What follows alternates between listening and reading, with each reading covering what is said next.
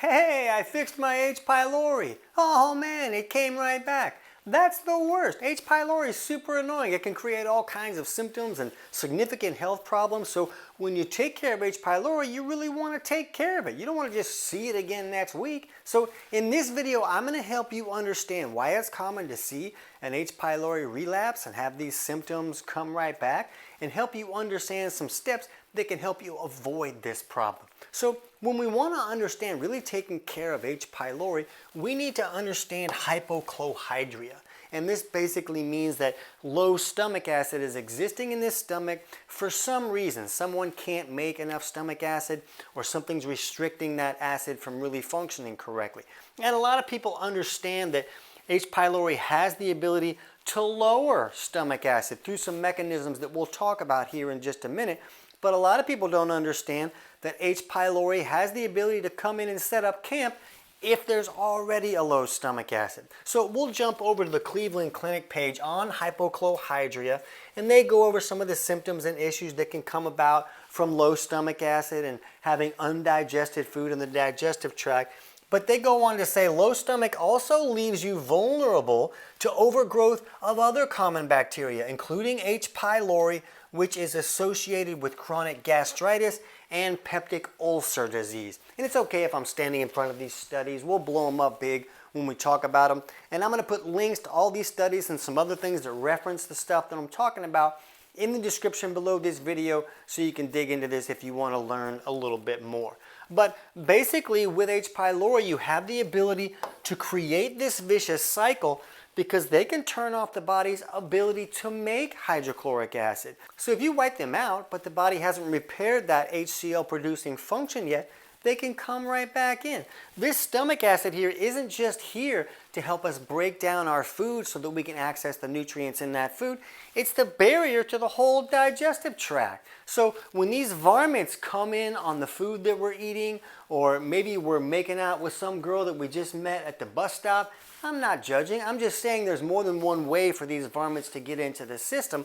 But when they come in, they're supposed to die in an acid bath.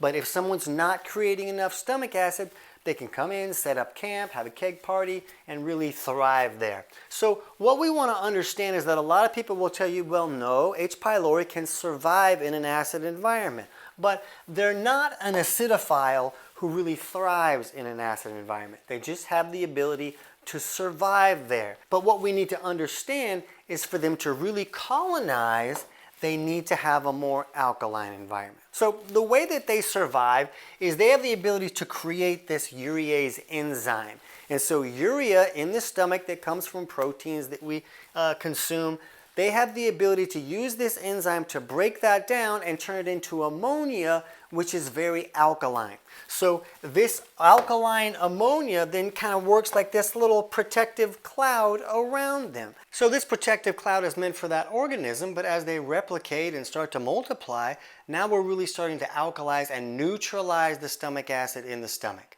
And that gives them time to kind of dig down into that mucus layer where they can be more protected. So to understand these things, we'll look at this study here on factors that mediate colonization of the human stomach by H. pylori, that really digs into this science that we have this mucus layer in the stomach that kind of protects our stomach from all this acid that's there to break our food down. But the mucus layer, the further you dig down into it, the more alkaline that environment comes. So when this H. pylori can dig further into that mucus layer, they can get into an environment where they can thrive a little bit more. Now, what we need to understand about this mucus layer is that it's pH dependent upon the resistance that it has. It's more like this gel that's hard for them to move through, but when the environment is less acidic, that changes the structure of that mucus, and it's easier for the H. pylori to move through there. So we also want to understand that this paper let us know that H. pylori needs motility to really colonize. In a more acidic environment, they lose that motility. So when the stomach is not really acidic like it's supposed to be, which is very common for a lot of reasons. If somebody's really stressed, their body can't really make enough stomach acid. Some people don't have enough resources to really make stomach acid. There's a lot of reasons that this function could be malfunctioning, even if someone is not taking a PPI medication. And a lot of people will say, well, if this is a problem, if this allows them to colonize more, why are the steps that my doctor gives me to take care of H. pylori a PPI medication? And we'll talk about why that is here in a second. But what we want to understand is that when they can dig deeper into that mucus layer and get down to that stomach lining, that's where they can really create a lot of inflammation. And that's why we see so much gastritis and ulcers with H. pylori. But one problem is that they have the ability to damage these peroneal cells that actually make our stomach acid. Now we don't have the ability to make that stomach acid anymore, and the environment becomes even more alkaline, allowing them to really thrive and have a great party. So one of the reasons that the medical world uses a PPI to deal with this problem is because a lot of the antibiotics that they use to wipe these guys out seem to work better in a more alkaline environment. So the idea is that we're going to turn off this stomach acid, make that environment more alkaline, so these antibiotics can wipe them out, and then after that we'll stop taking this PPI. But this seems to set a person up to have the ability to create a SIBO issue, or small intestinal bacterial overgrowth, like all the cool kids have now. And so a lot of people want to avoid that. And I'm not going to dig too much into that right now, but later on this week, our video on how your H. pylori infection led to SIBO will dig a lot more into the studies that show that this is a significant problem and explains how that goes. So we'll have a link in the description below when that video is available. Just know that I'll have the link to the studies in the description below this video if you want to dig more into that right now. So since these guys really seem to really thrive and be able to colonize a lot more in that alkaline environment, a lot of people like to use more natural steps. So we'll point you here in a second to our video on science-backed steps to fix H. pylori. And with some of these steps, you don't need to turn off stomach acid for them to be effective. Now, once you've done enough to bring this layer down a little bit, you don't have to totally annihilate H. pylori. Most people have H. pylori in the system, and as long as it doesn't get to an overgrowth level, it doesn't really create any trouble. But once you've brought things down enough, then we can acidify this stomach so that we're closing the front door.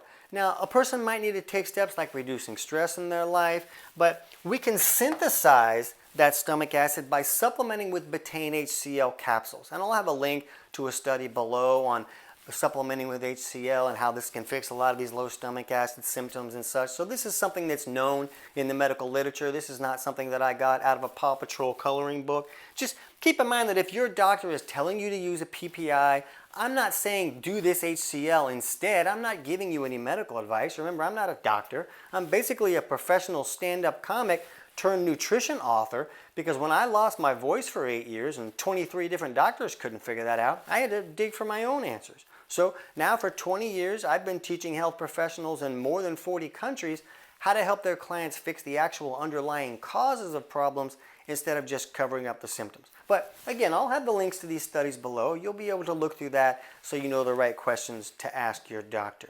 But when we can supplement with HCl, we can acidify this stomach correctly, break our food down correctly, shut the front door and have a safety barrier there that wipes out the bad guys when they come in on the food that we're eating. But it also can help some people access the nutrients that they need to allow their body to start making HCl again. This also has the ability to allow this stomach lining to heal and these peroneal cells to heal, and so that now they can start making more HCl, and then a person doesn't need to supplement with these Betaine HCl capsules anymore. And depending on the severity, that's another reason the medical world likes the PPIs. If someone has a lot of inflammation or gastritis or ulcer type issues, turning off that stomach acid can allow those to heal a little bit. So there can be other reasons that they do that as well. But if a person doesn't have an ulcer, then they can start to use HCl capsules and acidify the stomach correctly. Now, you really want to know how to do this the right way. We'll have a link in the description below for our video on 9 Betaine HCl mistakes you want to avoid. You want to know how to do this if you're going to do it, so watch through that video as well. But a lot of people will tell you if you have an H. pylori infection, you don't want to supplement with HCl because they can use hydrogen as an energy source, and HCl is hydrochloric acid, so that has hydrogen in it. understand that this is not actually true. It's a different type of hydrogen. H. pylori uses hydrogen gas that is created from other bacteria in the system, and the body uses a hydrogen ion to make HCl. So it's not the same thing. They can't use that for fuel. But one thing that we want to understand, even though it's not really giving them fuel, is that some people will help you understand that, well, when you make the stomach a more acidic environment, that's going to make all the H. pylori burrow further down into the mucus layer and make it harder to wipe them out. So what we like to do is usually allow people to take steps to reduce this overgrowth a few layers for somewhere between like 3, 5, 7 days before they would start supplementing with HCl, because now you've taken that down a few layers. And for a lot of people, if this overgrowth is significant and it's putting out all of this alkaline waste, if you just put HCl capsules in there, the acid is going to mix with all this alkaline waste and create like this fizzy mess that can really magnify some symptoms. We talk more about that in that HCl mistakes video that you can go through. But know that we like to see people wait at least a few days or a week or so of taking steps to reduce that before they start supplementing with anything to acidify the stomach correctly. But we view it as we want to shut the front door. Even if we're still doing some work to reduce this overgrowth, we don't want to allow them to continue to colonize at such a high and effective pace by making this an alkaline environment. So we use the HCl while we're still taking care of the H. pylori. We just don't do it right at the beginning. We want to bring that down a few layers first. But when you have this acid function working correctly, not only are you wiping out bad guys when they come in on the food that we're eating, but you're also setting up an environment where they can't thrive so effectively. So I hope that helps you understand how to keep this from coming back. And since this is a confusing topic, we'll have links to those upcoming videos in the description below once they're available on things like why was my H. pylori test negative but I'm still having symptoms, and that video on how your H. pylori infection led to SIBO. But right now, if you want to know natural steps you can use to bring this down a few notches, you can jump over and check out our video on science-backed steps to fix an H. pylori infection. I can't wait to hear about your results.